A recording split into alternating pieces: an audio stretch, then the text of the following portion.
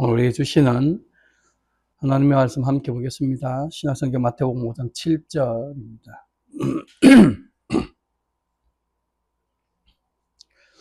마태복음 5장 7절 하나님 말씀이 이렇게 기록되었습니다. 긍휼히 여기는 자는 복이 있나니 그들이 긍휼히 여김을 받을 것이며. 아멘.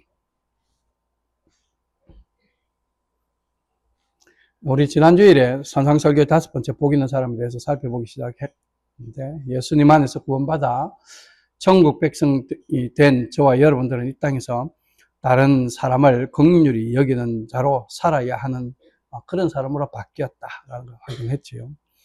성경 안에서 이 긍휼이라는 말이 주로 다른 사람의 죄를 용서해 주는 것, 그리고 조롱당하는 자, 공핍한 자를 동정하는 것을 나타낼 때 사용되었음을 확인하면서, 우리도 그렇게 다른 사람의 죄를 용서해 주고 또 동정하는 태도로 살아 우리가 먼저 하나님으로부터 그렇게 죄를 용서받았고 또 먼저 동정받는 자임을, 받은 자임을 그렇게 세상에 증거해야 된다는 사실도 확인했습니다. 그리고 이런 우리의 삶의 모습은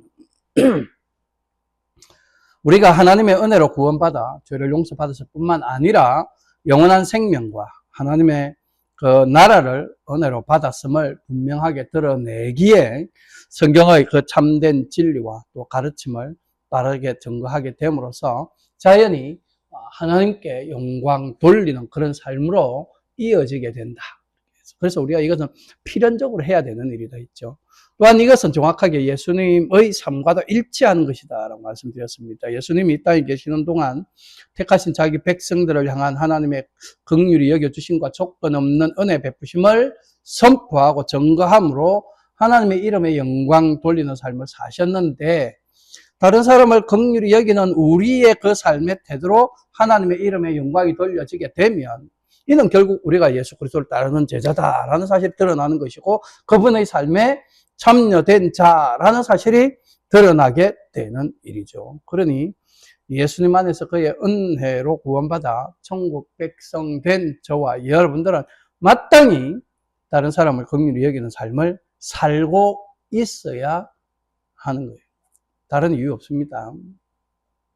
다른 목적도 없습니다. 하나님이 우리를 그런 삶을 사는 자로 선택하셨기 때문이고, 또 우리가 그런 삶을 사는 자가 되게 하시려고 하나님이 먼저 그렇게 일하셨기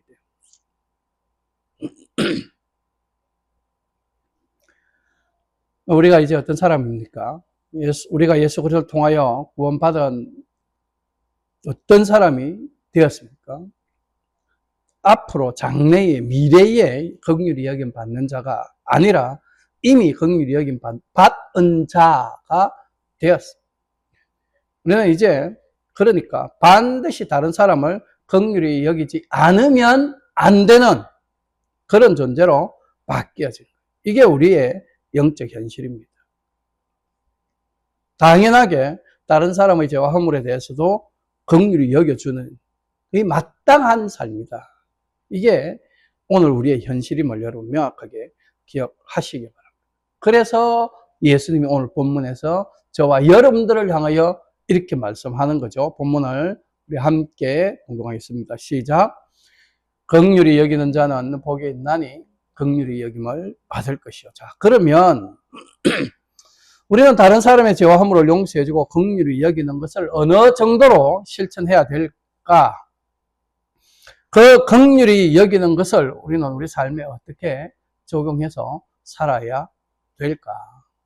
예수님은 마태복음 18장에서 긍휼히 여기는 자, 곧 천국 백성이 어떤 사람인지를 다양한 비유로 설명을 합니다. 그래서 이 마태복음 18장에 여러 가지 비유가 나오죠. 어린 아이 같은 마음으로 겸손한 자, 이런 사람이 천국 백성이다. 다른 사람을 실종하지 않는 자가 천국 백성이다. 잃은 버린 양을 찾듯이 범죄한 자가 돌아오기를 기다리는 그 하나님의 마음을 헤아려 형제가 죄에서 돌이키도록 권면하는 자가 천국 백성이다. 또 형제의 죄를 용서해 주는 자, 그리고 이웃과 동료를 불쌍히 여겨 동정하는 자가 천국에 합당한 자다라고 그렇게 말씀을 합니다. 이게 이제 18장 전체의 내용이죠. 여기에도 보세요. 이 18장 안에도 형제의 죄를 용서해주고 그 이웃과 동료를 불쌍히 여겨 동정하는 것. 이게 긍휼의 그 월 의미라고 지난주에 우리가 확인했잖아요. 이게 18장의 내용 결국 긍휼히 여기는 자가 어떤 사람인가, 어떤 게 긍휼히 여기는 것인가를 설명하고 있는 거죠. 그래서 그 중에 하나를 인용해서 한번 살펴보려고 합니다. 마태복음 18장 21절로 22절 함께 보겠습니다. 시작. 그때에 베드로가 나와 이르되 주여 형제가 내게 죄를 범하면 몇 번이나 용서하여 주리이까? 7번까지 하오리까? 예수께서 이르시되 내게 이르노니 7번뿐만 아니라 7번을 70번까지라도 할지니라. 이 말씀에서 다른 사람을 죄를 용서해 준 것, 이 긍휼히 여기. 이 긍휼히 여기는 이것을 어느 정도로 그럼 나 한 7번 정도 이렇게 하면 잘하는 것이겠지요. 그 정도 하면 충분하지 않겠습니까? 그렇게 말하는 예수님 뭐랍니까? 7번을 70번까지 해라. 7번을 70번 한다는 말은 490번이죠. 77에 49. 7 곱하기 70이니까 490번. 여러분, 한 사람이 다른 사람에게 490번씩이나 사실 잘못할 만한 그런 기회가 있겠어요? 이게 참 그렇잖아요. 평생에 우리가 산다 해도 어떤 한 사람이 다른 한 사람에게 뭐 한두 번 그럴 수 있는 거고, 좀 많이 한다 해도 막 그런 거고. 그렇지만 490번씩이나, 이건 뭐 부모 자식 간에 카운트 하면 그 정도 되려나 모르겠네. 참, 이건 거의 드문 이야기죠. 그러니까 예수님이 지금 여기서 꼭 490번 카운트 해가면서 그런 말은 아니라는 걸 알겠죠. 이것은 강조하는 거죠. 횟수가 중요한 게 아니라 그만큼 충분하게 많이 끝없이 그렇게 해주라. 그리고 이 끝없이 용서해 주는 것, 한이 없는 막 그냥 계속 그렇게 용서해 주는 것, 요것이 정말 그렇다라고 하는 것을 이해시켜 주려고 1번에 7번, 요게 진짜 490번이 아니고 정말로 끝없이 계속 해줘야 한다라는 사실을 이해시켜 주기 위해 다른 비유를 드는데, 그 비유의 내용이 지금 이 22절 이후에 나오는 23절부터 35절까지의 내용이 그 설명하는 거죠. 7번에 70번을 요 23절로부터 35절 사이에 풀어서 설명을 해줘요. 내용이 좀 긴데요. 교독을 한번 해보십시다. 그러므로 천국은 그 종들과 결산하려 하던 어떤 임금과 같으니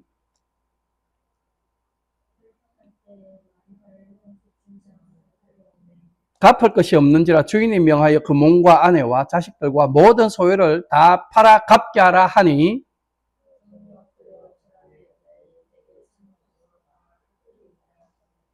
그 종의 주인이 불쌍히 여겨 놓아 보내며 그 빚을 탕감하여 주었더니,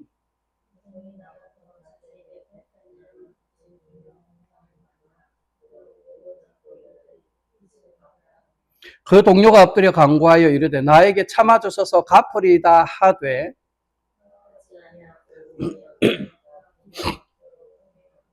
그 동료들이 그것을 보고 몹시 딱하게 여겨 주인에게 가서 그 일을 다 알리니,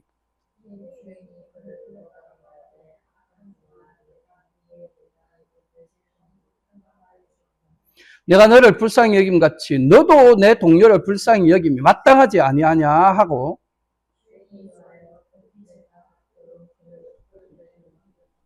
함께 봅니다. 너희가 각각 마음으로부터 형제를 용서하지 아니하면 나의 하늘 아버지께서도 너희에게 이와 같이 하시리라. 이 지금 내용은 무슨 내용인지 알겠죠? 어떤 종이 주인에게 엄청난 빚을 지었습니다. 그런데 못 갚으니까 그래, 탕감해 줄게 하고 돌려보내주는데, 이 사람이 나가다가 자기한테 빚진 다른 사람을 만났는데 그 빚은 사실 자기가 탕감받은 빚에 비하면 정말 눈곱의 때만큼밖에 안 되는, 발톱의 때만큼, 눈곱만큼밖에 안 되는 이 아니었다.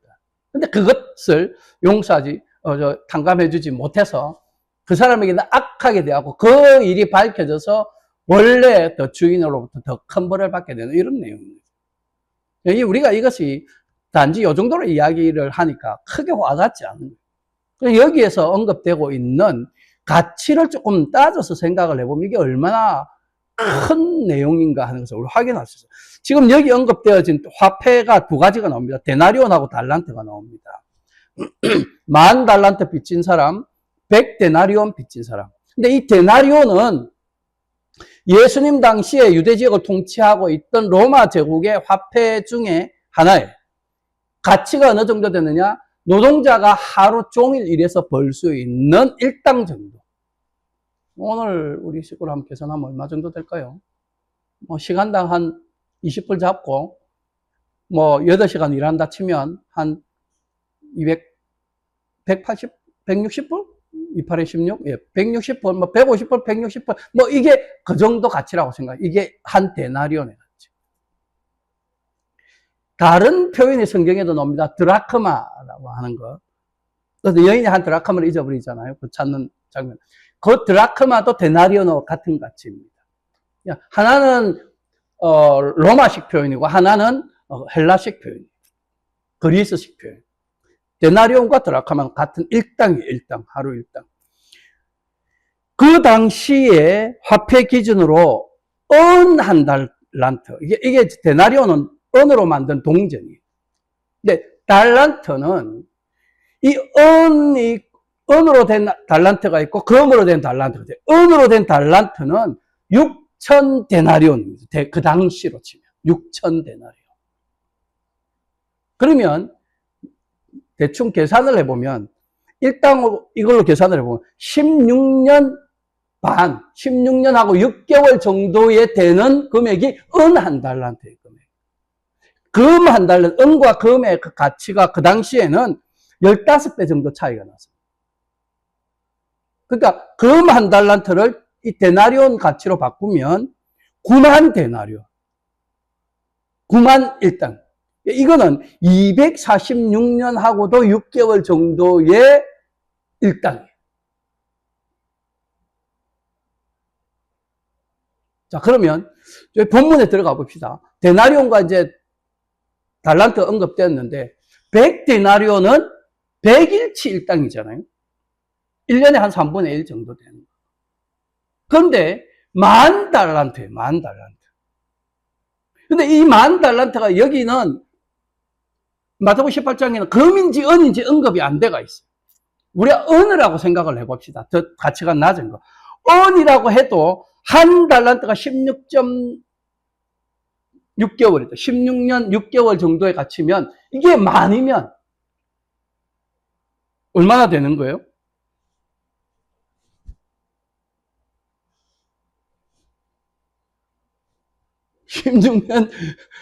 16년 반이니까 이게 10,000달이면 그냥 16만 년 정도 넘는 거잖아요. 16만 년. 그런데 여러분, 일당을 하루 일하고 사는 사람이 그 16년 6개월 동안 하나도 안 쓰고 모으면 그 사람이 살 수 없잖아요. 그렇게 생활을 해야 되니까. 일당의 반은 생활비로 쓰고 반은 모은다. 50%를 저금한다 했을 때도 한 달란트를 모으려고 그러면 33년을 모아야 돼요. 어느 한 달란트치를 모으려고. 그러면 이거를 10,000달란트로 바꾸면 33만 년이에요.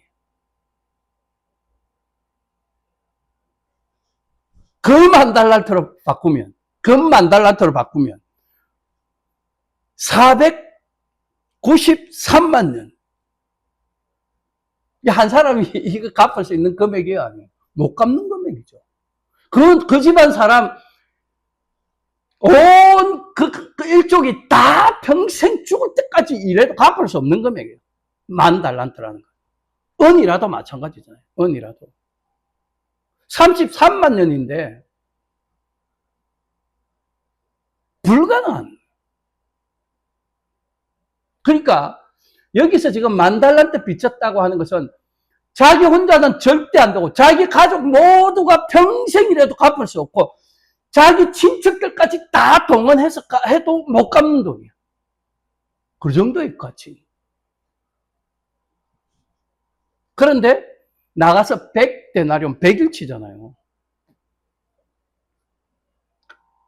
생활비 반 떼고 반만 저금해서 모은다. 200일치야. 한 1년에 한 3분의 2만 열심히 일하면 갚을 수 있는 정도의 금액. 그러니까 절대로 못 갚는 것과 갚을 수 있는 것의 차이. 자, 그러면 예수님이 이 비유를 말할 때, 이 지금 데나리온과 달란트는 무엇을 의미하는 거겠어요? 정확하게 이 빚이라는 것은 죄에 대한 이야기죠. 왜 그렇게 이야기하셨습니까? 지금 베드로가 예수님께 와서 우리가 형제의 죄를 얼마나 용서해 주면 됩니까? 한 7번 해주면 됩니까? 아니, 7번을 70번까지 해줘라. 그래 놓고 나오는 내용이잖아요. 그러니까 여기서 빚은 죄예요. 죄를 얼마나 용서해 주느냐. 요 정도로 해줘야 되는 거다.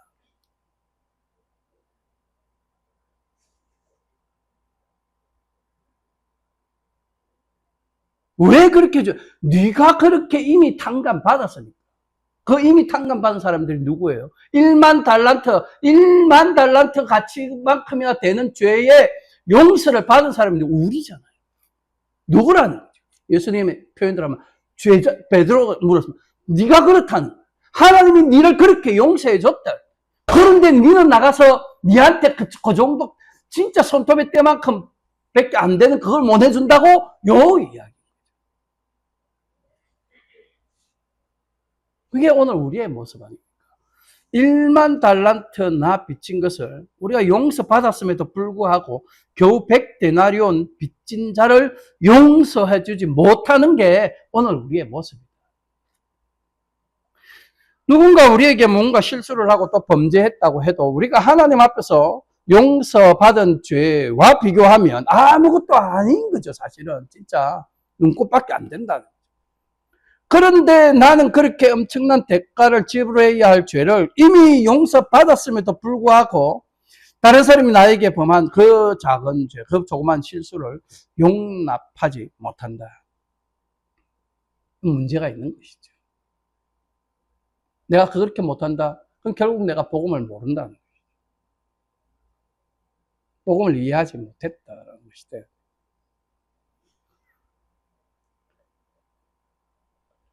자신에게 어떤 일이 일어났는지, 어떤 복이 자기에게 왔는지, 예수님이 무엇을 하셨는지, 그것을 깨닫지 못하는 사람이 다른 사람의 죄를 용서해주지 못하는 사람. 그러니까 우리는 그런 사람을 믿지 않는 자라고 그렇게 표현합니다. 바꿔서 표현하면 믿는 자는 용서해 주어야 돼. 용서해 줄 수 있어야 돼. 왜? 내가 그 사람보다 훨씬 더 많은 죄를 용서받아.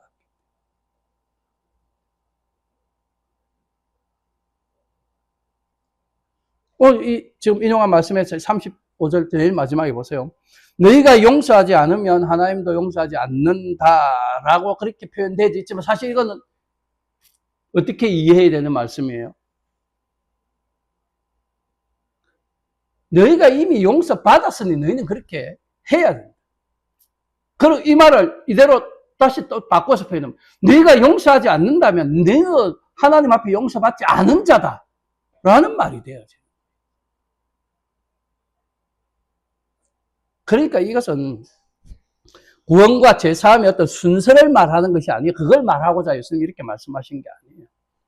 그런 엄청난 용서를 받은 우리가 어떻게 서로 용서하지 못하느냐 하는 것을 꾸짖는 말씀이죠. 우리 이렇게 이해해야 돼요. 그래서 예수님이 바로 그 앞에 33절에 이렇게 말씀하잖아요. 보세요. 내가 너희를 불쌍히 여김과 같이 너도 내 동료를 불쌍히 여김이 마땅하지 아니하냐. 마땅하다 이 말인 거죠. 강조하는 거예요. 마땅하다. 그러니 오늘 본문 우리 마태복음 5장 7절 말씀. 긍휼히 여겨야 긍휼히 여김 받는다. 그게 아니고 긍휼히 여김 받았으니 마땅히 긍휼히 여겨야 된다. 이 말인 거예요. 그러니 오늘 본문 같은 말씀, 이 마태복음 18장 35절 말씀, 이런 걸 가지고 우리가 이렇게 하면 하나님이 이렇게 해준다, 우리가 이렇게 하면 구원받는다, 복받는다, 이런 식으로 해석할 수 없다. 이건 알미니안주의의 그런 해석은 잘못된 게 맞다. 그렇게 이해하면 안 된다. 우리는 먼저 긍휼히 여김받고 먼저 죄사함 받았기 때문에 다른 사람을 긍휼히 여겨줄 수 있어야 하고 또 다른 사람의 죄도 용서해 주어야 마땅하다. 그러니 천국 백성된 저와 여러분들은 다른 사람에 대하여 항상 긍휼히 여기는 그런 마음과 태도를 가져야 돼요. 물론 화가 나서 잘 안 될 수 있어요. 뭐 주로 제가 좀 그렇긴 해요. 그렇긴 해도 언젠가는 결국은 빨리 더 길어지는 것은 별로 좋은 거 아니에요. 여러분도 다 경험해봐서 알지만 용서해주지 못하고 마음에 꽁하고 품고 있으면 그 기간 내내 불편하잖아요. 그게 짧을수록 좋은 거예요. 그래야 은혜가 샘솟아 올라오는 거예요. 그걸 안 하고 있으면 자꾸 그 은혜를 내가 누르게 됩니다. 여러분, 내가 왜 그렇게 하지 마시고 나는 이게 마땅하구나. 왜? 내가 그렇게 대우받았으니까. 하나님이 나를 그렇게 대우해 주셨으니까. 그러면 용서 못할 거 없다. 긍휼히 여기지 못할 일이 없다. 다른 사람의 죄와 허물, 내 형제의 죄와 허물, 내 이웃의 죄와 허물 7번에 1번까지 용서해주고 긍휼히 여겨 주어야. 언제까지요? 끝없이 1번에 7번은 숫자가 아니라고. 끝없이 계속. 이것이 오늘 저와 여러분들의 변화된 영적 현실입니다. 예수 그리스도 안에서 이미 복받은 자의 현실. 그렇기 때문에 우리는 이렇게 살기를 힘써야 됩니다. 내 본성이 그것을 가끔 못하게 할 때라도 그 악한 본성을 억누르고 이걸 나타내야 해요. 그래서 서로 긍휼히 여기는 그런 저와 여러분들 되시기를 바랍니다. 그런데 우리는 이 긍휼히 여긴다는 말에 포함되어져 담겨있는 또 다른 의미들도 몇 가지 생각해 보아야 합니다. 왜냐하면 이것이 단순히 죄를 용서해주고 동정하는 것으로 다가 아니기 때문에 그것으로만 가버리면 다른 문제들이 야기되어지고 성경에서 가르치고 있는 또 다른 부분들을 놓치게 되는 경우가 있기 때문에 그래서 성경에서 이와 관련해서 언급하고 있는 것들을 우리가 다시 한번 좀 더 생각해 볼 필요가 있다. 그래서 이 긍휼히 여긴다 이런 건 아까 말한 대로 죄를 용서해주고 동정하는 그런 것이 주된 내용이지만 거기에 덧붙여 조금 더 추가를 하자면 첫 번째로 이 죄 짓는 것을 보고도 못 본 척 눈 감아주는 그런 것을 의미하는 것은 아니다. 그러니까 그걸 하면 안 된다는 거죠. 죄 짓는 것을 보고도 못 본 척 하거나 안 본 척 하면 안 된다. 해야 된다는 거죠. 왜? 하나님이 우리를 긍휼히 여겨주셨다고 해서 우리의 죄된 행위를 그저 못 본 척하고 그렇게 눈 감아주신 것이 아니기 때문에 눈 감아주셨다면 아무 일도 안 하게 되는 거죠. 그렇잖아요. 아무런 행위도 할 필요가 없어요. 하나님이 우리의 죄된 본성을 아시고 그거 그냥 못 본 척 하셨다. 그럼 예수님 보낼 이유가 없는 거지. 못 본 척하고 안 본 척 해보면 끝나는 거니까. 그게 아니라는 거죠. 그럼 우리에게 회개하라. 그런 소리 할 필요도 없는 거죠. 그게 아닌 거예요. 그런 말씀을 명확하게 하고 계시니까. 그래서 우리가 만약 다른 사람이 범죄하는 것을 보고도 못 본 척하거나 안 본 척하면 어떤 결과에 이르게 되냐. 우리는 하나님을 불공평하고 불의한 분으로 오해하도록 만들게 되는 거예요. 그래 되네. 이렇게 가버리는 거예요. 그런 하나님이야? 세상이 그런 식으로 오해하잖아요.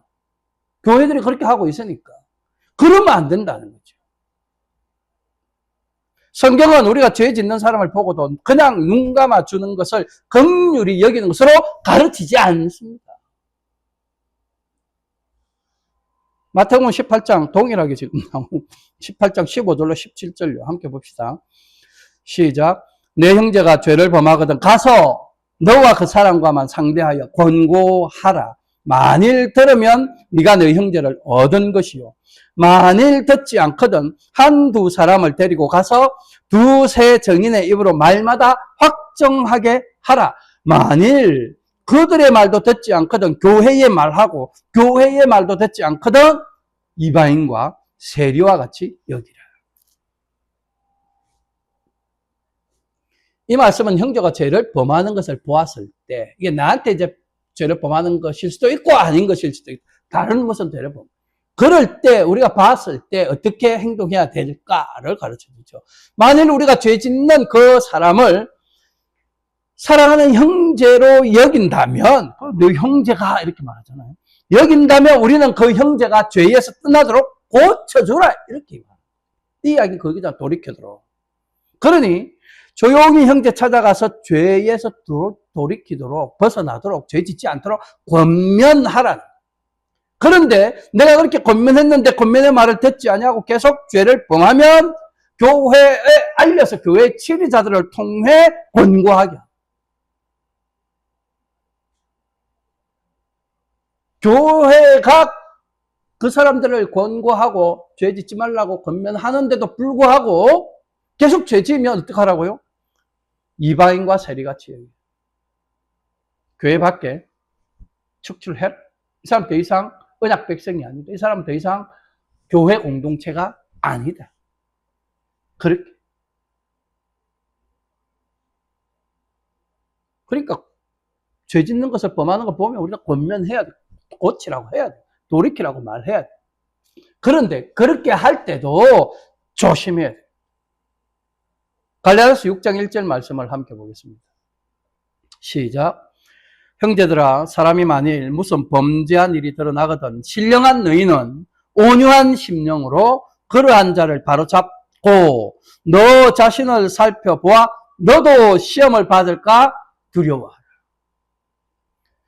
우리가 죄 짓는 사람을 바로잡아 주려고 할 때, 돌이키려고 할 때 어떤 마음으로? 온유한 마음, 그리고 두려운 마음으로. 온유는 이미 설명했죠. 지난주에. 그 온유한 마음. 하나님의 뜻에 부합하는, 하나님의 뜻대로 말씀과 계명에 온전히 순종하려고 하는 그런 마음. 그리고 두려운 마음. 나도 또 이래 말해놓고 또 그 죄에 빠지면 안 되니까. 그리고 그 형제를 권면하는 그 나의 태도도 또 죄 짓는 모습으로 드러나면 안 되니까. 두려운 마음. 이런 말씀들을 종합해보면 형제가 죄를 범할 때 못 본 척하면 안 되는 게 맞는 거잖아요. 가서 하라잖아요. 명시적으로 딱 말하고 있잖아요. 죄 짓는 것을 가만 놔두고 안 본 척하는 거, 그건 사랑의 태도가 아닌 거예요. 그런데 오늘날 교회는 어떻습니까? 교회에서 어떤 모습이, 죄를 범하는 형제를 찾아가서 그렇게 권면하고 돌이키도록 말하고 이렇게 교회가 또 하면 교회가 사랑이 없니 어쩌니 이런 소리 한다. 긍휼이, 그게 얼마나 성경을 자기 중심으로 해석하고 있는 거야. 적용하고 있는 거라 볼 수 있죠.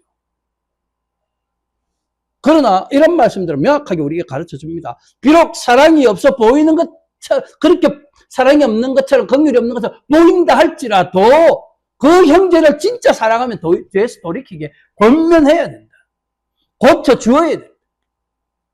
온유한 마음으로, 두려운 마음으로 그 형제가 돌이키도록 권고하고 권면해야 돼. 이게 참된 사랑의 실천이다.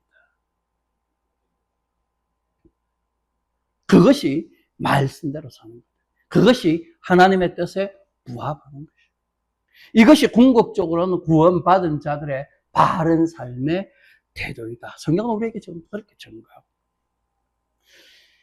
저와 여러분들 세상에 속한 사람들이 아니죠. 그러니 우리는 더욱 당연하게 서로를 긍휼히 여기는 사람들이어야 합니다. 그와 더불어 우리는 형제의 잘못된 모습을 보면 또 온유한 마음으로, 두려운 마음으로 그 사람이 그 죄에서 돌이키도록 힘써 듣고 권면하고 권고해요. 그렇게 그 형제를 죄에서 돌이켜 바른 믿음 안에 거하도록 도와주고 이끌어주고 품어주고 격려하는 것. 이것이 오늘 본문이 말하는 긍휼히 여기는 자의 모습입니다. 두 번째로 지금 추가적인 의미들을 좀 말씀하고 있는 겁니다. 두 번째로 긍휼히 여긴다는 것은 그저 말로만 하는 것이 아니다라는 사실을 기억해야 돼요. 바울 사도는 죄악된 자신의 모습으로 인해 누가 이런 죄인을 구원할 수 있겠느냐, 로마서 7장에서 그렇게 이야기죠. 이 죽음에서 어떻게 구원하나, 이 죽음에서 어떻게 나올 수 있느냐, 그렇게 탄식했어요. 그러니 우리도 날마다 하나님 앞에서 이런 고백을 꺼내 놓아야 돼요. 죄로부터 벗어날 수 없고 그 비참의 상태에서 스스로 구원해낼 수 없고 그 누구도 나를 이 사망의 상태에서 빠져나오게 할 수 없음을 인식하며 하나님의 도우심을 간절히 구해야.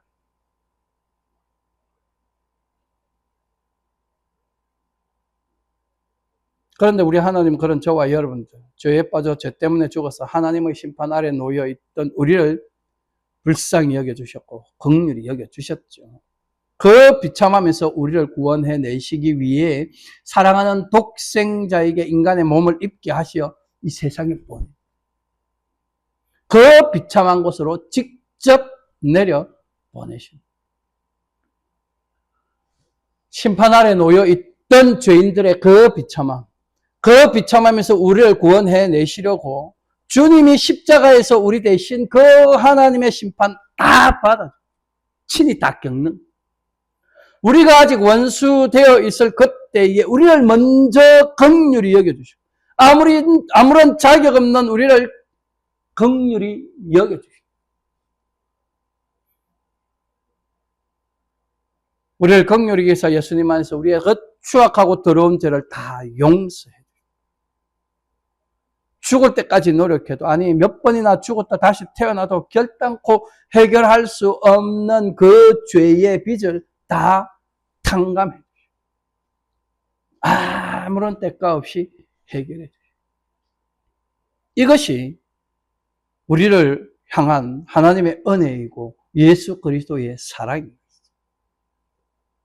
그래서 성경은 은혜라는 말, 사랑이라는 말, 긍휼이라는 말이 항상 보면 거의 비슷한 의미로 사용돼요. 이처럼 예수님은 우리를 긍휼히 여기심으로 이 세상에 오셨는데 이 세상에서의 그분의 삶도 긍휼히 여기는 삶을 완전히 사시는 것이에요. 심지어 십자가에서 못 박혀 죽으실 때 우리 예수님은 자신을 십자가에 못 박는 그 사람들까지 긍휼히 여기는 그런 모습, 그런 태도를 나타냅니다. 누가복음 23장 34절 보세요. 이에 예수께서 이르시되 아버지 저들을 사하여 주옵소서, 자기들이 하는 것을 알지 못함이니이다 하시더라. 십자가에 달려서 예수님이 하신 말씀. 이게 우리를 향한 예수님의 모습이에요. 그런데 그 예수님을 믿고 그 예수님을 따르던 예수님의 제자에게서도 이런 모습들이 나옵니다. 대표적인 인물이 스데반이죠. 사도행전 7장 60절 보세요. 돌에 맞아 죽는 스데반이 기도하는 거예요. 주여 이 죄를 그들에게 돌리지 마옵소서 하고 이 말을 하고 자니라 죽었다. 돌에 맞아 죽을 때 무슨 기도를 하나님께 올렸느냐? 나를 지금 돌로 쳐 죽이고 있는 저들의 그 죄를 그들에게 돌리지 마라. 이렇게 예수님이 십자가에서 하셨던 기도하고 똑같은, 예수님이 사셨던 긍휼히 여기는 그 삶을 지금 스데반 집사도 똑같이 살고 죽는.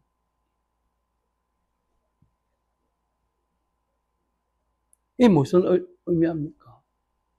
스데반도 그 예수님의 삶에 참여되어져 있구나. 그래서 그 삶의 그 죽음을 통하여 예수님의 죽으심을 증거하고 있구나. 드러내고 있구나. 이 얼마나 영광스러운 복입니까? 그 삶으로, 그 죽음으로 예수님을 증거한다.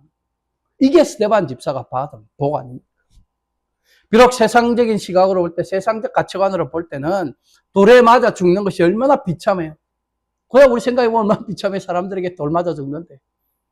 그러나 죽는 그 순간까지 그는 예수님을 증거하고 드러내는 것이었기 때문에 그 죽음은, 그 삶은 복 받은 게 맞는 거죠. 자기를 죽이는 자들의 죄까지 용서해 주는 게 긍휼히 여기는, 복 받은 자는 긍휼히 여기는 자. 정확하게 지금 그 모습을 이렇게 드러내고 있는 거예요. 예수 그리스도 안에서 구원받은 저와 여러분들도 바로 이런 예수님의 삶에 이미 초대받아, 바로 이런 예수님의 삶을 살도록 우리가 부름받았고 변화되어진 거예요. 그러니 오늘 우리도 내게 죄를 범한 모든 사람들을 이렇게 긍휼히 여기고 이렇게 용서해 줄 수 있어요. 그리고 형제를 범죄에서 돌이키도록 권면해 줄 수 있어요. 여러분, 이것은 다시 한번 강조합니다. 해도 되고 안 해도 되는 게 아니고 반드시 그렇게 돼요. 천국 백성은 이런 사람이기 때문입니다. 성도요 기독교인은 이런 구원이 이미 이루어진 사람들이기 때문에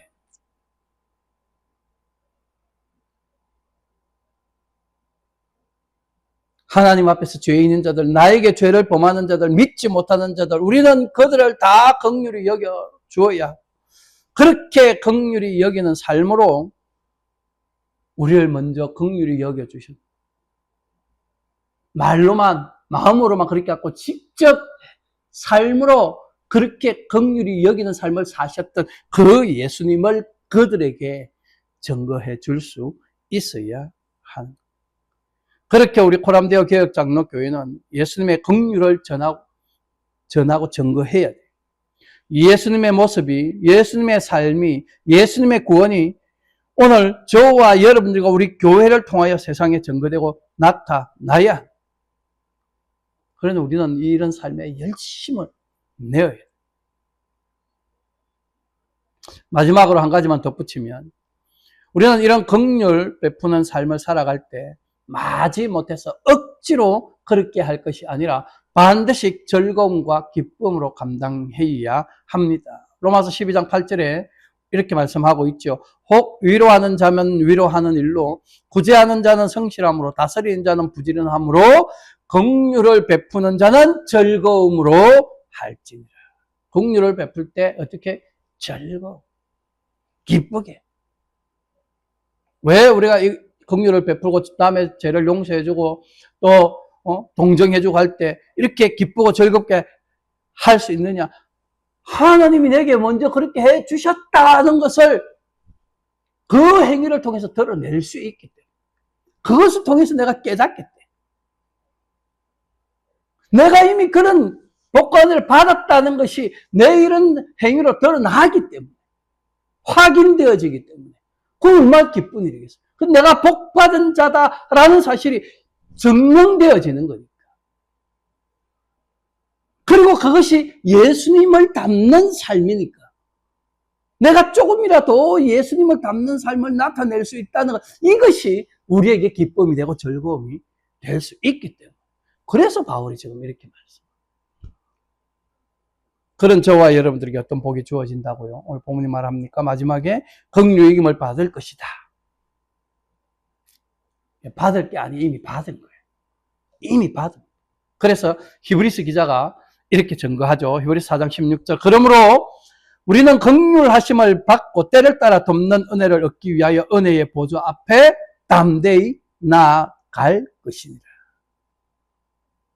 긍휼히 여김을 받는 자들은 은혜의 보좌 앞에 담대히 나아간다. 하나님 앞에 다 담대히 나아갈 수 있는 복을 누리게 된다.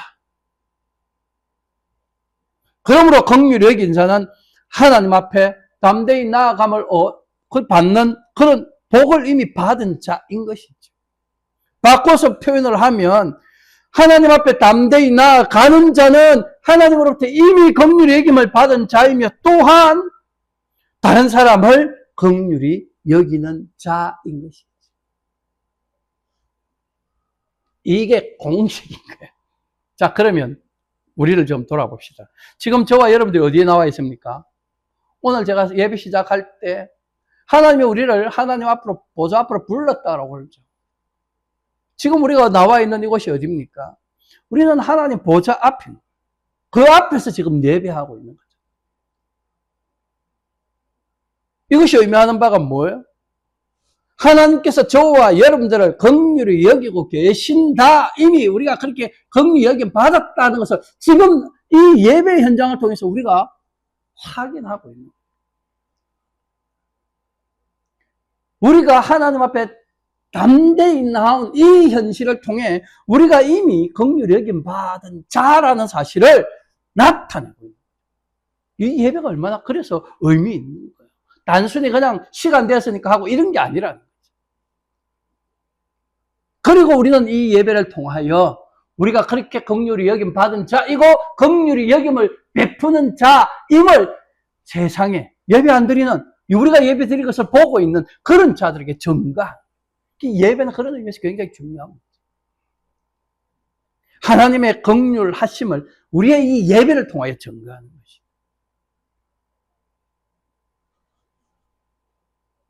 긍휼을 베푸신 하나님을 예배하고 긍휼을 베푸신 예수님을 찬송하고, 그래서 또 우리는 다른 사람을 긍휼히 여김으로 우리 하나님의 긍휼하심과 예수님의 긍휼하심을 증거하게 돼요. 그러니 여러분, 우리의 예배는 우리 주님 다시 오시는 그날까지 끊이지 않아야 할 뿐만 아니라 우리 주님 다시 오신 이후에 그 이후의 삶은 천국에서, 그 천국에 가서 뭐 하겠어요? 이거 하는 거죠. 예배하는 거예요. 예배를 통하여 하나님을 찬양하고 경배하고 영광 돌리고, 이게 계속 이어지는 거예요. 그래서 예배가 중요한 거예요. 예배 지켜요. 빠지지 말아야 된다.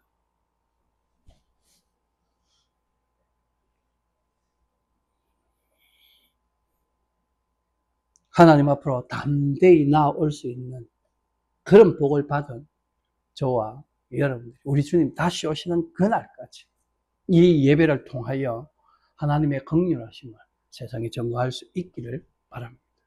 이런 긍휼히 여기는 자의 삶이 저와 여러분들에게서 풍성하게 나타나기를 축복합니다. 또한 그런 성도의 복된 삶으로 하나님의 놀라우신 은혜와 사랑을 전가하며 예수 그리스도의 구속의 복음을 전가한 기쁨이 저와 여러분들께서 풍성하게 솟아나고 또 그 기쁨과 즐거움을 풍성히 누릴 수 있게 되기를 우리 주님의 이름으로 축원합니다. 기도하겠습니다. 은혜와 사랑이 풍성하신 하나님 아버지, 허물과 죄악으로 죽었던 우리를 긍휼히 여기서 예수 그리스도 안에서 구속의 은혜를 누리게 하시니 감사를 드립니다. 우리로 긍휼하심을 받은 존재로 살게 하시고, 또 이제 우리의 삶에서 그런 긍휼함이 드러나기를 원하심에도 불구하고 우리의 연약함과 부족함을 인하여 그렇게 살아가지 못함을 고백하오니 이런 우리를 불쌍히 여기시고 은혜의 은혜를 더하여 주시옵소서.